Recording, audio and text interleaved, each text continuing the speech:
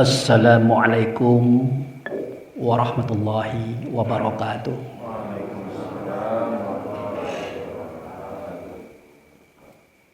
Alhamdulillah. Alhamdulillahillazi arsala rasulahu bil huda wa dinil haqq liyuzhirahu 'alad dini kullihi walau karihal musyrikun. Asyhadu an la ilaha illallah wa asyhadu anna Muhammadan abduhu wa rasuluhu la nabiyya ba'da. Allahumma sholli ala sayyidina Muhammad wa ala ali sayyidina Muhammad, amma ba'du. Yang saya hormati Bapak Ketua Masjid Miftahul Jannah beserta jajarannya. Yang saya hormati Pak Imam Khotib Bilal Ghorim. Yang saya hormati para pemuka masyarakat, kaum ulama cerdik pandai di dalam negeri. Yang saya hormati bapak-bapak, ibu-ibu, para jamaah yang insya Allah semuanya dicintai, dikasihi oleh Allah Subhanahu wa Ta'ala. Kita banyak bersyukur kepada Allah. Dengan anugerahnya kita diberi kesehatan dan kekuatan, sehingga dengan itu kita diberi kesempatan oleh Allah untuk hadir dan datang ke masjid kita ini, tentunya dalam rangka ibadah kepada Allah, yakni dengan cara melaksanakan sholat subuh berjamaah dan kita mendengarkan pengajian. Baik Bapak Ibu yang saya hormati, kita masuki kajian kita pagi hari ini. Di sini saya akan mengangkat sebuah tema, yaitu tentang fungsi akal. Jadi akal ini sering disebut-sebut oleh kita kan. Misalnya kita kerja salah, kata kawan, pakai akal woy kerja tuh. Itu. Atau kita kerja benar dan mendapatkan prestasi yang bagus, wajar dia itu sukses karena akalnya itu berfungsi. Jadi dalam Al-Quran itu pada surah Ali Imran ayat 4 kita temukan kalimat yang bunyinya begini: min qablu hudal linnasi wa anzalal furqan. Pendek kalimatnya. Jadi sebelum Allah menurunkan hudal linnas, hudal linnas itu kitab. Kalau di zaman Nabi Musa kitabnya itu Taurat. Zaman Nabi Daud kitabnya itu Zabur. Zaman Nabi Isa kitabnya Injil. Nah, zaman kita kitabnya Al-Quran. Jadi sebelum Taurat, Zabur, Injil, Quran diturunkan itu, terlebih dahulu Allah telah menurunkan kepada kita sesuatu yang disebut dengan furqan. Jadi furqan itu artinya sesuatu yang bisa membedakan yang hak dan yang batil, yang benar dan yang salah, yang patut dan tidak patut, yang haram dengan yang halal. Jadi furqan itulah sebuah kekuatan yang Allah berikan kepada kita, di mana dengannya kita bisa membedakan. Nah, ini rezeki dari Allah nih Tat. Ya, silakan mendapat apa? Ya, alhamdulillah, terima kasih Pak. Apa yang lain tidak minum? Biasanya ada gorengan gitu. Oh iya. Lah, terima kasih. Kembali kita kepada pengajian tadi. Jadi pada diri kita ini ada suatu energi atau kekuatan yang mampu membedakan yang hak dan yang batil tadi. Itulah dia akal. Nah, jadi akal ini kalau kita melihat kepada dunia akademisi, ya, katakanlah dunia kawan-kawan kita yang kuliah, banyak definisinya, banyak pengertiannya, dan banyak pemahaman tentang itu. Dan itu silakan saja. Yang penting kita jangan sampai meninggalkan kitab Quran. Karena kitab Quran itu Cak manonian padeknya teori orang, Quran tetap nomor satu. Itulah makanya kalau para ustadz ceramah, yang dia bawa bukan teori. Yang dia bawa adalah ayat dan hadis yang ada pada kitab Quran. Nah itu. Aduh juga Pak ya. Saya pikir saya aja yang minum dari itu. Kalau itu saya minum ya Pak ya. Ya Pak, kita minum Pak. Ya. Ibu-ibu kita lah capek masak. Wah, belum belum diminum panas tuh. Iya. Berarti nyuruh kelak Pak ya minumnya tuh. Panas dari bukaan lah. Iya. Jadi Bapak Ibu yang saya hormati, sejarah akal itu adalah, jadi dalam sebuah hadits qudsi itu Rasulullah pernah bersabda, kata beliau, nah tapi sebelum sabda itu diungkapkan, ada 3 periode kehidupan kita sebelum kita hadir ke dunia ini. Ya, periode yang pertama itu adalah periode la ilaha illallah. Artinya tidak ada zat, tidak ada sifat, tidak ada nama, tidak ada perbuatan. Kecuali itu pasti Allah. Itu periode yang pertama. Di periode yang kedua sudah berubah sedikit, yaitu la ilaha illallah Muhammadur Rasulullah. Nah, ada 2 dia. Tidak ada zat, tidak ada sifat, tidak ada nama, tidak ada perbuatan, kecuali dia itu adalah Allah. Tetapi Allah tidak nyata. Yang nyata dia pada Muhammad. Makanya kalau kita nak dengar suara Allah, nak dengar kata Allah, nak melihat petunjuk Allah, tengoklah apa yang pada Rasulullah. Karena yang di Rasulullah itulah perwujudan daripada Allah. Sampai-sampai kalau kita nak bertemu dengan Allah, tidak pacak nyelonong-nyelonong masuk baik. Harus ikut Rasul dulu. Seperti kata beliau, in kuntum tuhibbunallah fattabi'uni. Yuhibbukumullah yaghfir lakum dzunubakum wallahu ghafurur rahim. Kalau kamu mencintai Allah, ikut aku. Supaya apa? Supaya kamu dicintai, dikasihi, disayangi oleh Allah dan diampuni dosa.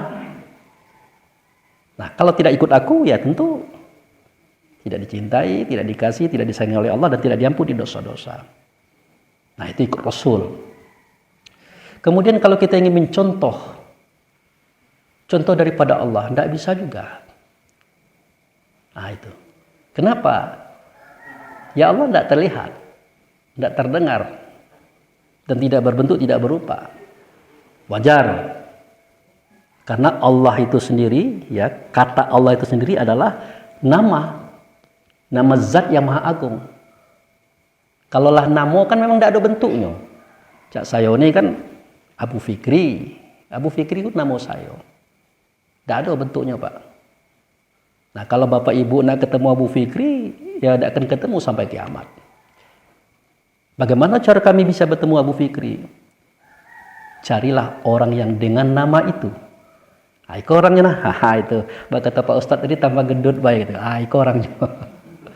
Nah, kalau ketemu orang yang dengan nama Abu Fikri kan bisa Ibu lihat, bisa Bapak lihat, bisa dengar suaranya, bisa tengok bentuknya. Aja ikolah dia. Aja itu juga Allah. Allah itulah nama zat. Kalau nak nengok Allah, nak dengar suara Allah, dengar kata Allah, cari yang dengan nama Allah. Makanya setiap kitab mengandung rahasia kitab terletak di awal surat. Tidak ada yang tahu rahasia itu kecuali orang yang ditunjuki oleh Allah. Muhammad jadi guru. Mana itu rahasia itu di awal surat? Ternyata setelah kita lihat kitab Quran, di awalnya adalah Al-Fatihah. Al-Fatihah itu artinya pembuka. Buka rasio.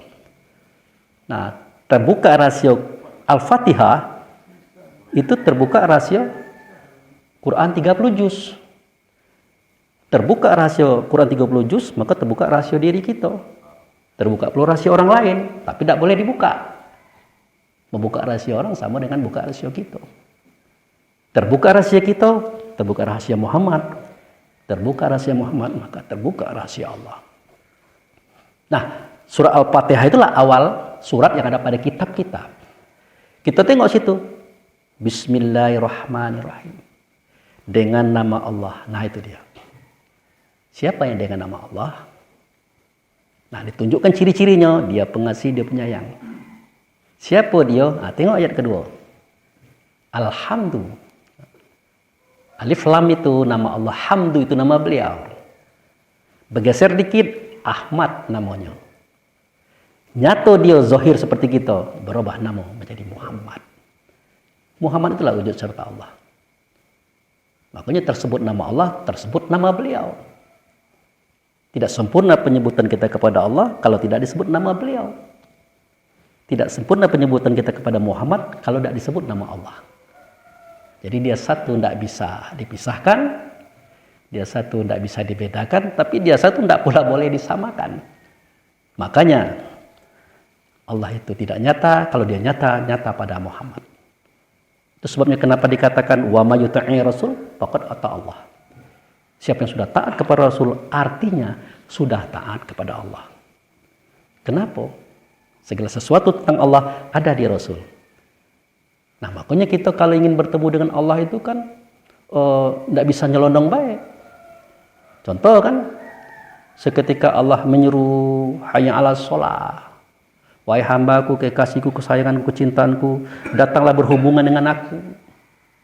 Untuk apa? Untuk hayya 'alal falah. Untuk kemenangan kamu. Nah, banyak kemenangan kita seketika kita bertemu dengan Allah dalam sholat. Banyak kemenangan kita. Nah, setelah sholat, setelah azan, tentu kita akan membaca doa. Ya. Yang bunyinya, Allahumma Rabba hazid da'wati tammah wa sholatil qa'imah ati Muhammadani wasilah wal fadilah dan seterusnya. Ya Allah, yang memiliki seruan sempurna, sholat yang akan didirikan, hadirkan di engkau Muhammad sebagai wasilah atau perantara antara aku dan engkau, ya Allah. Itu doa kita. Makanya kata Allah dalam Al-Quran, surah Al-Ma'idah ayat 35, ya ayyuhallazina amanu taqullah wabtaghu ilahi wasilah wajahidu fisabilihi la'alam tuflahun. Hai orang beriman, bertakwalah kamu kepada Allah, carilah oleh kamu wasilah atau yang dapat menghubungkan kamu kepada aku. Nah, berjuanglah kamu mencarinya. Nah, kalau kamu ketemu, maka kamu menang. Nah, pertemuan itu adalah di dalam sholat. Itu makanya kenapa setelah la ilaha illallah, tentu era keduanya la ilaha illallah Muhammadur Rasulullah. Tuh. Kemudian era ketiga adalah nambah lagi dia. Kalau tadi la ilaha illallah, yang kedua la ilaha illallah Muhammad Rasulullah, yang ketiga asyhadu an la ilaha illallah wa asyhadu anna Muhammadar Rasulullah. Nambah pada aku. Aku menyaksikan, aku bersaksi. Tidak ada zat, tidak ada sifat, tidak ada nama, tidak ada perbuatan kecuali Allah. Tetapi yang kulihat waktu itu, yang kudengar waktu itu, yang kuhadapi waktu itu bukan Allah. Malaikat utusannya bernama dia dengan nama Muhammad. Makanya diturunkan surat Al-A'raf 172 itu. Yang bunyinya wa iz akaza rabbuka min bani adam min zuhurihim zuriyatamu ashhadahum ala anfusahum alastu bi rabbikum qalu bala syahidna antakulu yaumal qiyamah inna kunna anhazal ghafilin. Ingat seketika aku mengeluarkan semua roh anak Adam, itu termasuk roh kita itu, Bu.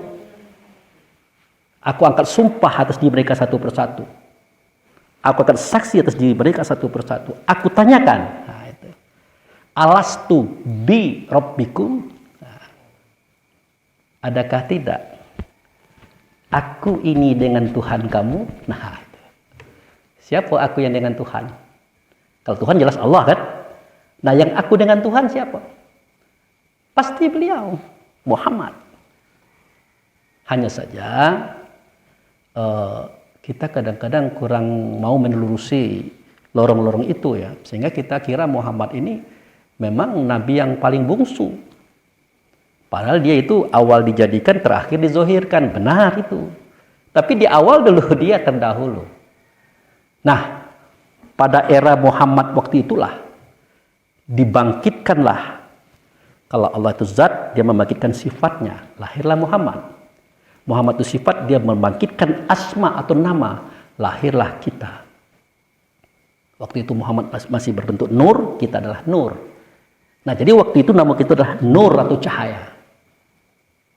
Nah, seketika kita menyaksikan keberadaan Allah yang nyata pada Muhammad, berubah lagi nama kita menjadi Al-Mu'min atau orang yang percaya kepada Tuhan. Seketika kita ditiupkan ke dalam tubuh, namanya berubah, bukan mukmin lagi, tapi ruh. Nah, itu dia. Ruh itu asal katanya rihun, angin, ditiupkan. Seketika kita terpari di hati, nama kita Al-Insan. Seketika kita menampung persoalan, nama kita akal. Nah, itu dia. Seketika kita mencari solusi dari persoalan kita, nama kita fikir.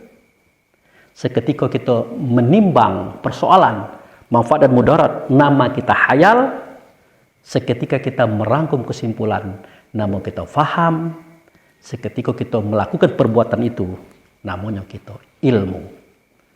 Jadi ilmu di Allah nyata, di Rasul di kita alimun namanya. Nah, jadi balik situ tadi, akal itu sebenarnya dari kita itulah. Jadi Bapak-bapak Ibu yang saya hormati, akal ini tidak bisa hanya diterima saja, Pak. Dia adalah sebuah anugerah yang besar dari Allah kepada kita. Tidak bisa diterima saja, tapi dia harus diasah. Nah, itu. Diasah biar dia tajam. Diasah terus. Pagi, siang, malam, tengah malam, fajar, pagi, terus diasah. Nah, supaya dia tajam. Kenapa? Akal itu nama lain daripada ruh.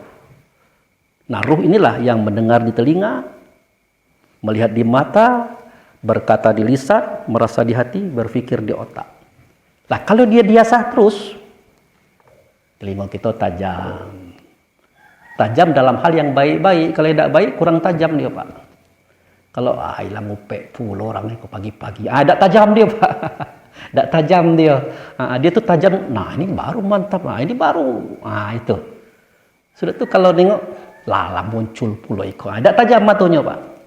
Nah, tidak cak kita kan. Kalau yang benar-benar itu tajam nian gitu. Nah, tapi kalau pada yang baik-baik agak kurang tajam. Jangan sampai seperti itu. Begitu juga penciuman, perkataan. Jadi perkataan kita itu harus tajam dalam hal kebenaran. Kalau untuk hal-hal yang tidak benar, ya tumpul nian. Nangicu, malas, nangupe apa lagi, aduh. Nah, tapi kalau untuk kebenaran, dia tajam. Dia tajam artinya tuh dia bisa menembus, dia bisa membelah. Gitu. Cak mana cara menajamkan akal itu, Pak Ustadz? Nah, cara menajamkan akal itu, pertama kali zikir, yang kedua kali fikir. Nah, itu. Zikir, fikir. Tentu yang dimaksudkan itu adalah membaca kitab Quran. Tuh Pak Ustadz Apriani itu gurunya itu. Rajin-rajinlah kita membaca kitab Quran. Kita kalau rajin baca kitab Quran, Ibu, insya Allah mata kita dijaga oleh Allah. Tapi maaf, yang pakai kacamata bukan mengatakan yang tidak pakai kacamata itu tidak dijaga Allah, bukan. Itu kadang-kadang kadar kita kan. Nah, dijaga itu artinya ya tidak dia nengok yang aneh-aneh lah, itu dijaga artinya itu kan. Nah, karena dia sering membaca kitab Quran. Dan akan lebih lagi nanti memang Allah jaga dalam bentuk ketahanan dia itu. Nah, kalau saya tuh alhamdulillah Bapak untuk hari ini belum pakai kacamata kan. Tapi bukan berarti orang yang tidak pakai kacamata tidak dijaga Allah, bukan begitu. Nah, itu penjagaan namanya. Jadi itu. Kemudian kita baca kitab Quran, gitu. Kita terjemahkan, kita cari pahamnya. Kalau tidak ngerti, tanya ke orang. Nah, nanya ke orang itu jangan dimatikan dulu, ditanya 1, 2, 3. Sudah itu ditanya ke Allah terakhir dalam sholat hajat. Jadi sholat tahajud itu adalah pertemuan kita dengan Allah di tengah malam. Hajat itu sholat kepentingan. Nah, itu. Makanya kalau seorang ustaz, seorang mujahidin ataupun pejuang-pejuang Allah itu, bagi dia siang adalah siang. Kalau malam terkadang siang juga. Tidurnya tidak banyak. jagonya lebih banyak. Kenapa? Apakah dia tidak sakit Pak Ustadz? Mestinya sakit. Tapi karena di dalamnya dibersihkan terus, diasah terus, jadi yang di dalamnya sehat, keluarnya sehat juga. Itu. Nah, jadi itu dibaca. Ternyata Bapak Ibu yang saya hormati, dalam kitab Quran itu kita temu banyak pengetahuan, banyak ilmu, banyak pemahaman. Ini contoh. Dulu, waktu zaman Nabi Nuh, waktu beliau membuat bahtera, kapal. Jadi saking iri dengkinya orang kafir waktu itu, saking bencinya kepada Nabi Nuh, itu diproklamirkan bagi penduduk semuanya, bagi kaum masyarakat, kalau nak buang air tidak usah buat WC lagi. Kenapa Pak Ketua? WC kita sudah ada, padek ni anak, tunjuk. Nah, ditunjuknya kapal Nabi Nuh. itu entah dari mana kawan tu dapat ide, tiba-tiba kapal itu jadikannya WC umum. Nah, jadi namanya preman, namanya orang kafir, orang ingkar, memang itulah kehendak itu. Rami-rabilah. Kalau kita kan pajar-pajar sakit perut kan lari ke belakang, kawan tidak, hanya lari keluar. Kemana nak ke kapal? Ke kapal. Intinya itu tadi. Ya lama-lama tabungan tuh kalau diisi terus kan penuh Pak. Nah akhirnya terjadilah penyakit kusta berjangkit Pak. Gatal-gatal digaut jadi kudis sampai ke mata buto. Nah suatu ketika ada orang buto, ya namanya kalau lah biasa WC-nya jadi WC-nya kapal Nabi Nuh tadi, tahu buto udah buat WC lagi, sakit perut ke situ. Hari hujan awak buto naik tangga tuh. Nah, tahu-tahu pas jatuh tuh cecemplung bawah Pak. Berenang kawan, nah itu. Tentu yang pertama kali dilapnya kan mukonya Pak. Pas ngelap mukonya kaget dia Pak. Buto tadi terbuka. Pacar nengok dia. Nah, pacar nengok saya. Iya, letuk dilapnya. Nah, kudis ni lah kalau.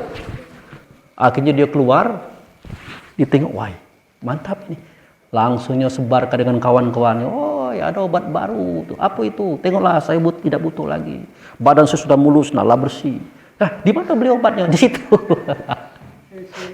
WC umum. Masuk, ya. Akhirnya kawan itu cubu-cubu. Yang kudisan, yang paling kudisan ke sini. Cuma masuk tangan kau dulu. Masuk. Pas dilapnya, mulus, Pak. Akhirnya berebut. Nyemplung kalau nyemplung kalau-galonnya sampai dikalengi, diekspor. Nah, sampai air-airnya pun dibersihkan, dikikis. Nah, begitulah hebatnya Allah bersandiwara. Ya. Kamu buat makar, aku juga buat makar, kata Allah. Makar aku juga yang akan menang. Nah, dari cerita ini ketahuan Bapak Ibu yang saya hormati. Kalau kita sakit, tentu yang menyembuhkannya adalah Allah. Bahkan Ibrahim pernah berkata, Faiza maridna fainaka yasfin. Kalau kami sakit, ya Allah, engkau lah yang menyembuhkan. Cuman syariatnya perlu. Pak dokter, ya, tabib, obat. Nah, walaupun syariatnya perlu, bukan berarti dokter yang menyembuhkan, bukan berarti obat yang menyembuhkan. Yang menyembuhkan itu siapa? Allah. Caranya bagaimana? Nah, kalau kita terdesak, dokter jauh, duit untuk beli obat tidak ada. Ambil air putih, Pak. Ambil air putih, beriktikad, sholat kepada Allah, bersolat kepada Nabi. Doakan supaya sembuh. Gitu. Dan ingat cerita saya tadi. Biar nanti Allah itu agak cepat mengeluarkan aksinya kan. Ya Allah, ini kan air putih. Lagi kemarin zaman Nabi Nuh, kotoran bisa diubah, masuk ikut tidak bisa. Nah, ya juga kata Tuhan. Oke lah, sudah minum sehat. Nah gitu. Jadi pengobatan-pengobatan itu banyak diilhami dari kisah itu Bapak Ibu. Nah itu salah satu bentuk ketajaman akal kita seketika kita berpikir bagaimana cara menyembuhkan orang lain. Kebetulan saya Pak, ini bukan promosi, tidak boleh promosi. Kebetulan kita kan kerja sebagai terapi. Tukang apa ya? Bukan tukang obat orang, tukang minta kepada Allah supaya orang disembuhkan. Kalau gitu kan tidak bisa menyembuhkan orang. Buktinya pas batuk-batuk Pak Abu Fikri tidak pacaknya bukan batuknya, masih juga batuk-batuk. Nah itu. Jadi tugas kita adalah meminta kepada Allah, ya Allah sembuhkan orang ini. Nah itu aja. Dan biasanya Allah sembuhkan. Nah gitu. Kemudian kita lihat lagi di kisah Nabi Ibrahim. Seketika Nabi Ibrahim ini kan dua istrinya Pak. Satu istri tua namanya Siti Sarah, yang istri muda namanya Siti Hijir. Nah, Siti Sorah ini mengizinkan Ibrahim menikah dengan Siti Hijir karena Siti Sorah ini mandul, tidak punya anak. Sedangkan Ibrahim kula tua, yang nak melanjutkan dakwah kula siapa? Akhirnya kata Siti Sorah, bang, nikahilah si Siti Hijir ini. Kata Ibrahim, masa? Apa ya nyandek? Lah serius aku tuh, serius ada. Akhirnya Ibrahim berdoa kepada Allah, apakah ini benar? Kata Allah, ya benar itu. Nikah dia dengan Siti Hijir. Nah setelah dia nikah dengan Siti Hijir, ya mungkin tidak ada berapa lama bulannya, hamillah beliau ini. Nah datanglah iblis kepada Siti Sorah, mulai timbul iri dengkinya. Nah ya cak mana ada iri dengki, namanya orang hamil itu kan tentu ibu tahu. Badan lemas, selera makan kurang. Tentu yang namanya laki kan bertanya, dek, kenapa dek lemas, capek bang? Oh ya, udah berapa nih 4 bulan? Mau makan apa? Oh, dan nengok itu Siti Sorah mulai jengkel dia. Hai kok, lablas belah gaya ikut. Ayo, padahal bukan, memang seperti itu mestinya. Nah, jadi Siti Sorah mulai dapat kena penyakit. Penyakit apa? Penyakit hati, ada rasa iri dia itu. Akhirnya dalam kemarahannya, yang namanya orang lah cemburu ya bu ya, mungkin ibu lebih paham daripada kami, atau kami pun juga lebih paham daripada ibu. Kalau udah cemburu, apapun bisa jadi bahan marah. Lambat dikit jadi bahan marah. Bapak kok lambat nih ngambil itu baik. Padahal ya dimarahnya bukan itu pak. Dia cemburu ngapa lagak dengan bapak ambo nih. Ngapa lagak dengan suami ambo dan seterusnya gitu. Atau sebaliknya. Akhirnya tersebut, bang, kata Siti Sorah, daripada saya sakit cak ini terus-terusan, mendingan abang bawa bini abang nih keluar rumah. Abang carilah rumah lain. Kalau perlu keluar negeri lain. Ya kata Ibrahim, maksudnya itu nyandai? Ya iya. Biar kita sama-sama aman, sama-sama nyaman. Akhirnya Ibrahim berdoa kepada Allah, apakah ini benar apa tidak? Kata Allah, nian. Benar kecek Siti Sorah itu kata Allah, kau harus keluar rumah. Jadi bertanya Ibrahim, kemana aku mau pergi ya Allah? Kata Allah, kau pergi baik, kau bawa bini mudamu itu, pakai unta, siapkan perbekalan, nanti kamu akan dilindungi oleh awan. Nah, di mana awan itu berhenti, di mana ontamu itu duduk, disitulah kamu tinggal. Nah, kan repot juga pak. Kalau dikatakan di kota tertentu, kan aman kita tuh, bisa siap-siap. Ini tidak tahu di mana awan itu berhenti, di mana unta itu duduk, disitulah kamu berhenti katanya. Berjalan Ibrahim hari ke hari, lah 2 hari, 3 hari, lah seminggu pula. Nah, lah turunlah dia ke suatu bukit batu. Bukit batu itu artinya bukit itu batu kalau pak. Kalau kita kan bukitnya tanah, kalau daerah itu batu. Di tengah itu padang pasir, cak kuali. Nah tiba-tiba awan itu dan tidak bergerak lagi dan tidak berjalan lagi. Jadi awan itu sesuatu yang Allah perintahkan melindungi Ibrahim dalam perjalanan biar tidak panas. Untanya duduk di situ pula. Nah, kata Ibrahim, gawat nih kalau berhenti di sini. Kenapa gawat? Di situ tidak ada orang, tidak ada air, tidak ada tumbuh-tumbuhan, yang ada cuma pasir doang. Tapi tidak apa-apalah, aku kan berdua dengan bini aku. Kata Ibrahim. Bininya juga ngecek, tidak apa-apalah bang, di situ sepi-sepi kan kita berdua. Katanya gitu. Nah, setelah Nabi Ibrahim membuat tenda, membuat tempat tidur, melengkapi segala-galanya, lah selesai, mereka baru nak bersenang-senang. Apa kata Allah? Ya Allah, ngapa? Tinggalkan orang rumah kau tuh. Nah, disuruh tinggalkan orang rumah, sedang hamil besar, sebentar lagi melahirkan ini. Kata Ibrahim, ya, cak mana ini? Gitu. Kalau orang anak kan begitu bahasanya. Lu mana ini? Gitu. Sudah tinggalkan, kata Allah. Baik ya Allah, aku tinggalkan. Nah, sebagai hamba Allah, sebagai manusia, Ibrahim bergetar hatinya pak. Timbul kegoncangan dalam dirinya. Sehingga batu tempat dia tegak itu pak, itu tercukam. Tahu tercukam pak? Batu itu cetak gambar kakinya. Itu. Nah, tempat tegak itu, kalau dalam bahasa Arabnya makom. Nah, jadi makom Ibrahim.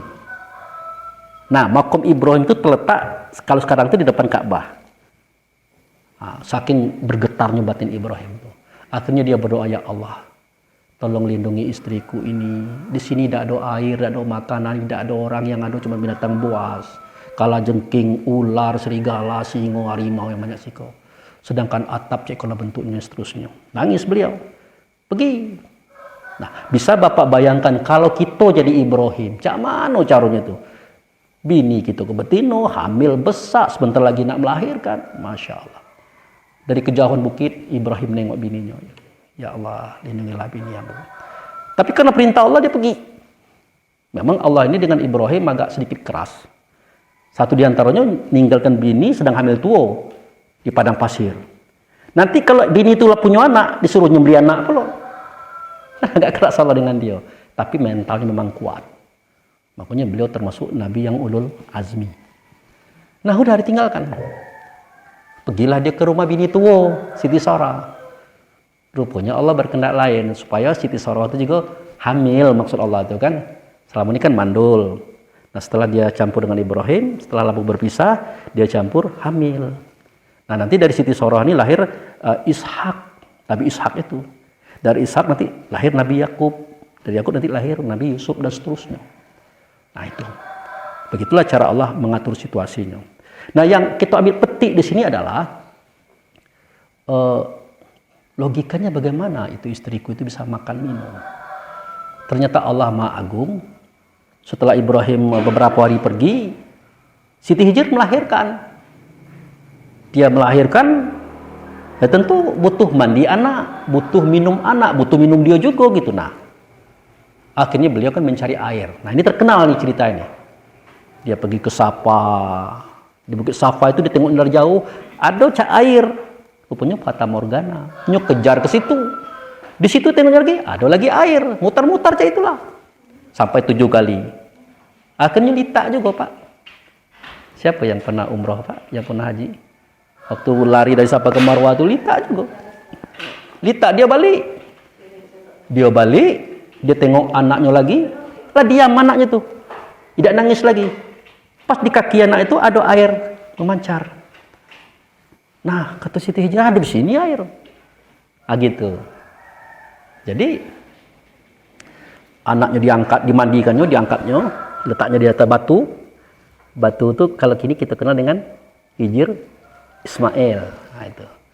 Nah jadi masalah.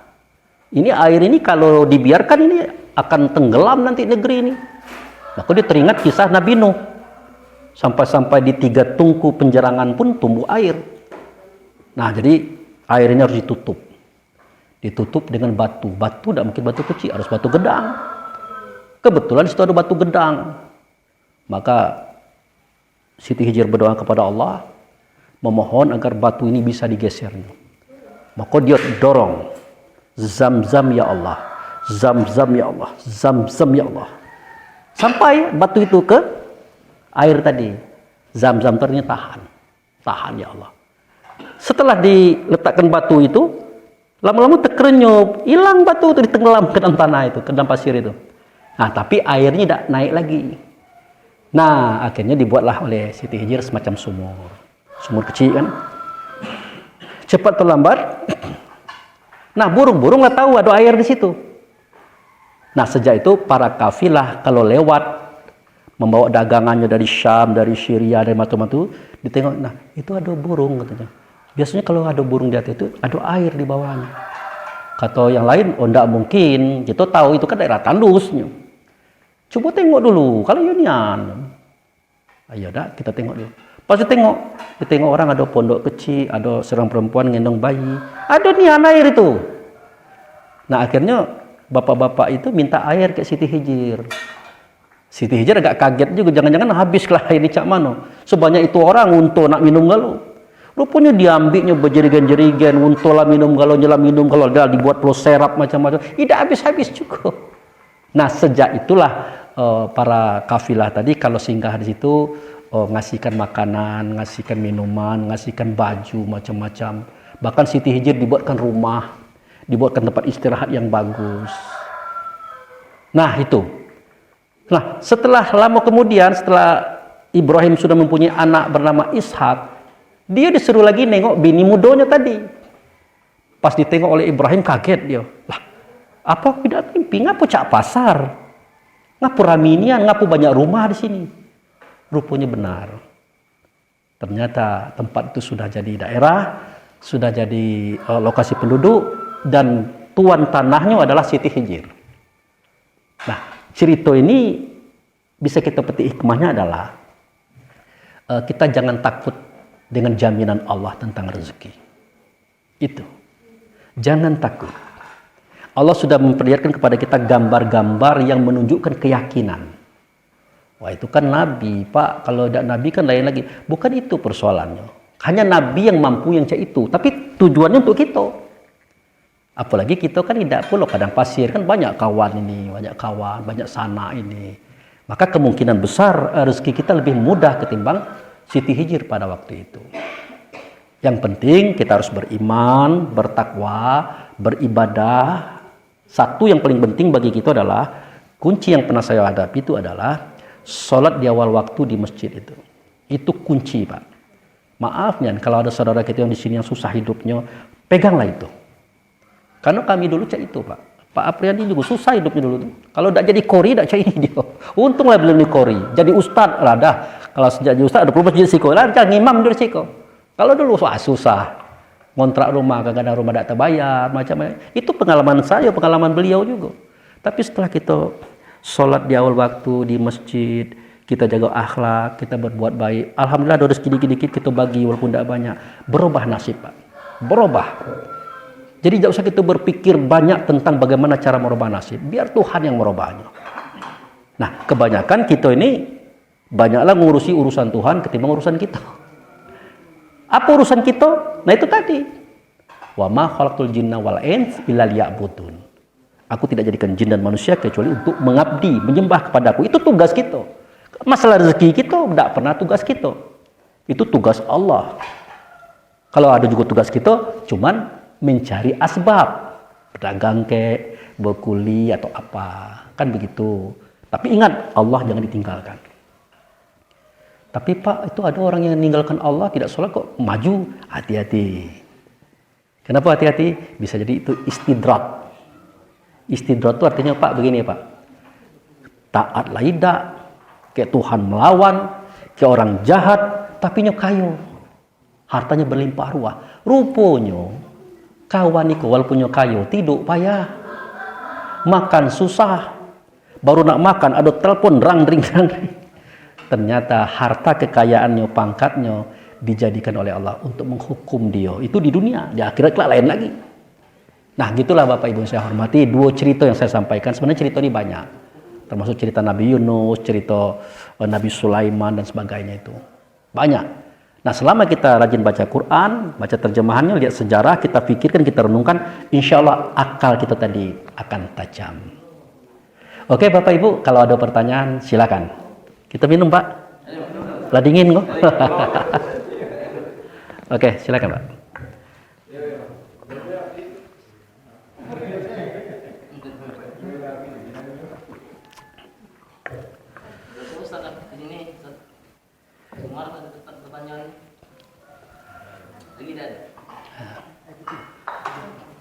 Silakan Pak RT mungkin. Tidak apa-apa.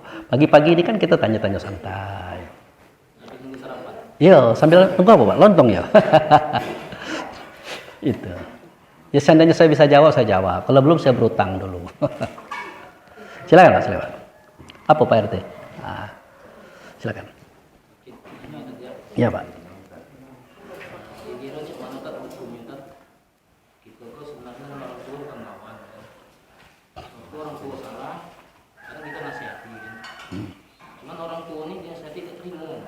Yo. Mungkin anak kan. Ya. Ini kan timbul akhirnya kita emosi. Masih Pak. Masih Pak. Padahal yang kita nasihati kan bunuh untuk dia kan. Ya. Namanya orang tua pasti masih ada kurang kesalahan juga kan. Benar Pak, benar. Jadi kita tegur, kita nasihati, cuma tidak terima kadang-kadang orang tua ini kan. Malah dia marah ya. Gimana waktu dia jadi kita bingung kan. Apa yang harus kita lakukan? Ya. Oke. Jadi Pak RT kita bertanya, cak mana Pak Ustadz kalau kita nasihati orang tua kita, artinya orang tua itu memang salah kan, dikasih arahan, dikasih nasihat, nyata tidak nerimo. Jadi Pak RT, pertama kali yang perlu kita pegang adalah cara menasihati, cara mentausiahi. Jadi Allah mengajarkan kita dengan 3 cara, Pak. Pertama, wattawasau bil haq. Tausiahilah ibu kita itu, saudara kita itu dengan kebenaran. Artinya berdasarkan Quran dan hadis, berdasarkan ajaran-ajaran yang real. Sudah itu ternyata tidak berubah juga. Pakai ronde kedua. Watawasau bil sabri. Tausiahi dengan kesabaran. Kenapa? Biasanya kawan nyerang ini. Nah kata bapak tadi kan, malah dia marah-marah, kau anak, nasihati aku pula. Pacak apa kau macam-macam gitu nah. Lahir kau itu dari aku, nah disebutnya kalau. Harus sabar, Pak. Jangan terpancing emosi. Kenapa kita harus sabar? Boleh jadi pada waktu itu Allah sedang melatih kita untuk sabar. Boleh jadi pada waktu itu dia juga sedang diuji oleh Allah untuk menerima kebenaran Allah. Dan jangan kita mengeluarkan kata-kata kasar seterusnya. Kemudian setelah kita berjalan waktu tidak juga berubah, pakai jurus terakhir. Watawasau bil marhamah. Tausiahilah saudaramu itu, keluargamu itu, ibumu itu dengan kasih sayang, dengan lemah lembut, dengan air mata kalau perlu. Tidak juga kita doakan kepada Allah. Ya Allah, tunjukilah ibuku supaya dia selamat gitu. Nah, kadang-kadang kan kita tidak sabar juga nasihati orang, Pak, apalagi keluarga kan. Nah, itu. Padahal keluarga itu adalah madrasah awal, Pak. Tempat kita latih kesabaran, tempat latihan kecakapan. Nah, kalau saya ini ceramah dengan bapak-bapak, ibu-ibu, udah mungkin pakai marah-marah. Walaupun ibu, bapak mungkin ada kesalahan misalnya. Nah, kalau di rumah, kan gampang kita marah. Tapi justru di rumah itu harus ditekan marah gitu. Karena latihan kita itu di situ. Ah, itu. Yang kedua, kalau memang dia tidak mau sama sekali dinasihati, Pak, sudahlah. Karena kalau Allah berfirman dalam Al-Quran itu, yas'alunaka anir ruh, kulli ruh min amri rabbik, wa ma utitu minal ilmi illa qalila. Kalau orang bertanya kepada Muhammad tentang ruh, katakanlah ruh itu urusan Tuhan. Nah, yang nyerepet, yang buat tingkah di ibu bapak itu ruhnya itu. Yang bapak tengok itu casingnya, badan itu casing. Jadi ruhnya itu bermasalah. Kalau ruhnya bermasalah, bapak tidak bisa merubah keadaan ruh itu. Bapak hanya fazakir inama anta muzakir. Yang bisa merubah perangai ruh itu adalah Tuhannya. Jadi pengertian ruh mengurus Allah mengurus Tuhan itu Pak Ustaz. Di samping lain, itu tadi kesalahan istri kita, anak kita, saudara kita. Kita hanya bisa mengingatkan saja. Kalau untuk merubahnya tidak bisa. Yang bisa merubahnya adalah Tuhannya. Karena Tuhan itulah yang mengurus ruh tadi. Itu satu. Kemudian seandainya tidak juga berubah, ya kita berdoa saja. Nah, lebih bagus lagi kita tahu bagaimana cara Allah mengurus ruh. Di mana Allah mengurus ruh. Itu yang lebih bagus lagi. Tapi mungkin nanti acaranya di hari-hari lain. Itu aja Pak RT ya. Yang penting kita harus watawasau bil haq, watawasau sabri, watawasau bil marhamah. Dan jangan kita mencoba untuk berpikir bisa merubah karakter orang. Tapi kalau untuk mengingatkan boleh. Nah, yang nak merubah karakternya, sifatnya pasti Tuhannya. Karena Tuhan itu yang mengurus ruhnya, Tuhan itu yang mengurus hambanya. Tinggal kita cari bagaimana cara Tuhan mengurus ruh, di mana dia mengurus.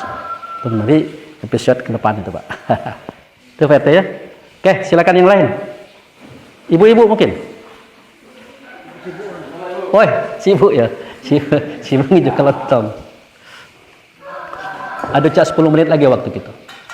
Silakan Pak. Mungkin Bapak yang di sebelah kanan. Boleh Pak. Jadi kajian terasa terus sekarang banyak informasi yang didapatkan. Tapi karena keterbatasan ilmu, kadang-kadang itu main timo-timo ya. Nah, malam tadi saya itu kan. Ya. Kita Iya, iya. Salah satunya dalam sholat subuh itu kita tidak disarankan membaca surat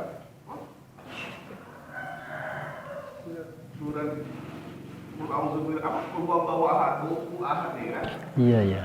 Nah, jadi memang dia tidak membatalkan sholat, cuma tidak disarankan. Nah, Ustaz Adi Hidayat kamu untuk Ustaz Abdul Somad kan gitu. Iya, iya, iya. Cuma logikanya tidak sampai begitu kan. Iya, iya. Namun kemudian itu tidak disarankan untuk membaca dengan. Nah, kalau di situ jelaskan bahwa karena itu sholat subuh yang di malaikat turun sehingga doa kita dia didoakan oleh malaikat sehingga kalau baca sepanjang-panjangnya mungkin itu perlu. Iya. Jadi kita hargai pendapat beliau yang mengatakan tidak disarankan membaca Qul huwallahu ahad pada sholat subuh gitu. Kita hargai pendapat itu karena itu kan pencapaian. Nah, tapi kalau kita merujuk kepada pelajaran Allah dan Rasul, ya sederhana gitu nah. Diri kala sholat, nah itu kan pada ruang dan waktu yang tepat dan bacalah apa-apa yang ada pada kitab Quran. Nah, syukur-syukur kita bisa baca yang panjang, mbak kata bapak tadi kan. Nah, kalau tidak baca kata Allah dan Rasul, ya baca yang pendek-pendek. Tidak baca juga Al-Fatihah baik. Nah, kan mudah dalam agama nih. Al-Fatihah baik. Tidak juga baca. Nah, apa yang baca? Yang penting jangan tidak sholat. Nah, itu. Jadi biasa itu Pak. Dalam agama itu terdapat perbedaan pendapat itu biasa. Dan saya juga mengatakan bahwa itu tidak juga salah kan. Pendapat beliau tidak juga salah. Untuk beliau cocok. Kalau untuk kita cocok juga, tapi boleh ke yang lain. Nah gitu, boleh ke yang lain. Karena prinsip sholat itu adalah menghadap Allah pada ruang dan waktu yang tepat, membaca yang ada pada kitab Quran. Apapun ayatnya silahkan gitu. Gitu Pak. Ya. Bu, apa kira-kira Bu pertanyaannya?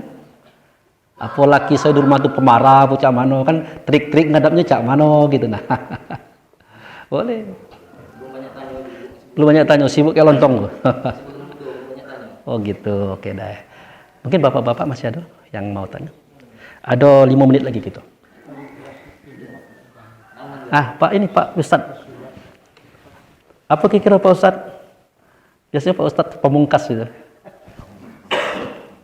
Nah, gimana Tad? Apa yang nak ditanya Tad?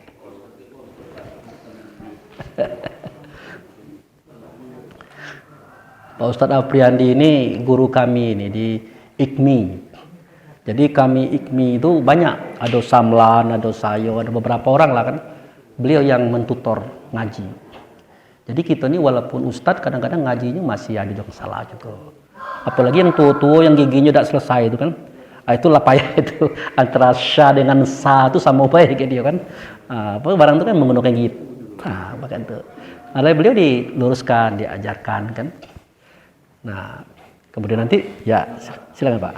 Itu dia menarik. Waalaikumsalam warahmatullahi wabarakatuh.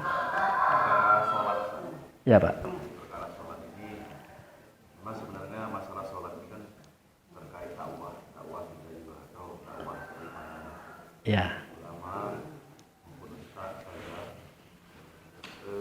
Memang sholat itu kan kewajiban jelas.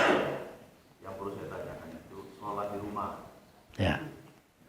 Memang sebagian mungkin kawan-kawan yang dalam perjalanan kehidupan ini Hah. ada yang melarang sholat di rumah. Sedangkan yang perlu saya tanyakan, apakah orang yang sholat di rumah, terutama laki-laki Ustaz, itu bagaimana menurut Ustaz? Apakah sudah termasuk beliau itu melaksanakan kewajiban? Apakah itu diterima Ustaz? Kami pengen tahu seperti itu. Ya. Memang disarankan sebaiknya sholat itu di masjid secara berjamaah di awal waktu. Ya. Ada juga yang sholat berjamaah di rumah. Ya. Kemungkinan instan. Ya. Ada sholat sendiri. Dan mayoritas kita umat Islam di Indonesia bahkan di seluruh Asia, Ya. mayoritas rata-rata sholat sendiri. Mungkin ada sesekali waktu itu dia sholat Di masjid. sendiri atau di masjid kan. Bagaimana hukum Ustaz? Ya. Tanya sendiri tadi. Terima kasih Ustaz. Ya. Jadi perintah pertama itu sholat. Wa aqimis sholah li zikri. Nah, itu perintah pertama. Jadilah sholat baik kita selesai urusan. Aman.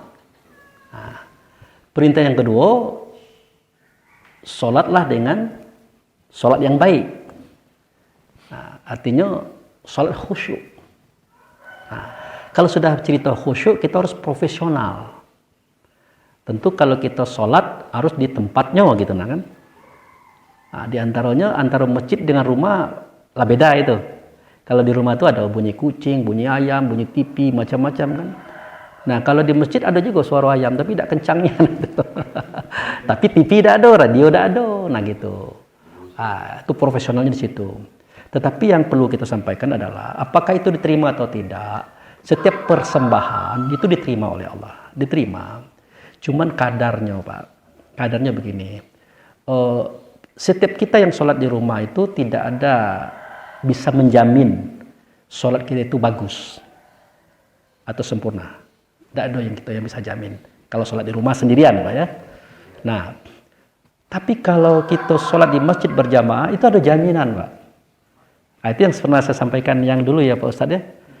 Kalau kita sholat berjamaah di masjid tepat pada waktunya itu, seketika imamnya khusyuk, kita di belakang itu tidak ada yang khusyuk, itu dianggap oleh Allah bagus, sempurna gitu. Disempurnakan ya, bukan sempurna, disempurnakan. Ya, dijamin. Seketika imamnya tidak khusyuk, tapi ada yang khusyuk di belakang itu, seorang jadilah. Bagus, semua itu dianggap oleh Allah sempurna dan dianggap khusyuk lah gitu. Nah, seketika kedua-duanya tidak khusyuk, imam tidak khusyuk, makmum tidak khusyuk, maka lurusnya saf dianggap sempurna oleh Allah. Karena lurusnya saf tadi, sholat itu dianggap oleh Allah sempurna. Ternyata imam tidak khusyuk, jamaah tidak khusyuk, ini apa? Safnya jarang-jarang. Saf corona tadi kan. Nah, ini yang kacau ini. Ah, ini bagaimana nih Pak Ustadz, ini tidak sempurna lagi nih gitu. Nah, tetapi ada satu kunci lagi. Seketika imam mengatakan waladdallin, dia zohirkan atau dia sirkan, malaikat akan mengatakan amin. Maka semua sholat kita yang ada itu dianggap oleh Allah sempurna. Itu cuma kelebihannya Pak. Jadi disinilah letaknya 27 derajat itu. Jadi ada jaminan. Kalau di rumah itu tidak ada jaminan Pak. Walaupun bisa saja, tapi tidak ada jaminan. Nah, kira-kira itu ya Pak ya. Nah, jadi ibu-ibu, bapak-bapak, kita segalanya kalau tidak sholat khusyuk, payah nyarinya tuh kan. Tapi kalau nak sholat sempurna, yang diokekan oleh Allah di masjid berjamaah. Insya Allah, mudah-mudahan dengan itu tadi rezeki kita ditingkatkan, kesehatan kita ditingkatkan, dan semuanya akan ditingkatkan. Sabun yang saya tadi katakan, seandainya di antara kita ini ada yang susah dalam hidup, ini maaf Bapak Ibu, susah dalam hidup, kunci pertama kali adalah sholat di awal waktu, berjamaah di masjid. Insya Allah, sebulan tengok, berubah. Tapi serius. Tapi Pak Ustadz kan kalau niatnya untuk berubah nasib, kan tidak boleh, tidak masalah. Dengan Allah itu kita bercengeng-cengeng, tidak apa-apa gitu. Nah, yang tidak boleh itu bercengeng-cengeng dengan orang. Datang ke kawan, payah nih gini, makan aja payah kami. Ah, itu tidak boleh itu. Ya, paling tidak kawan dengan, oh kasihan nengok situ, kasihlah beres cupak. Sekali ini, besok jangan lagi datang, kawan marah. Tapi kalau pada Allah tuh, dia senang. Kita mengeluh, keluh kesah gitu, arahkan ke dia senang. Apalagi semakin susah semakin dekat dengan dia, wah semakin senang dia.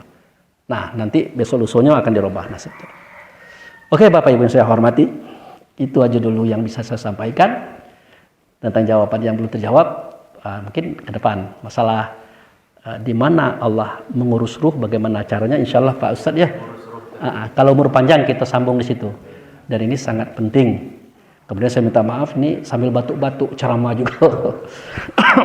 Demikian, terima kasih. Assalamualaikum warahmatullahi wabarakatuh. Ya.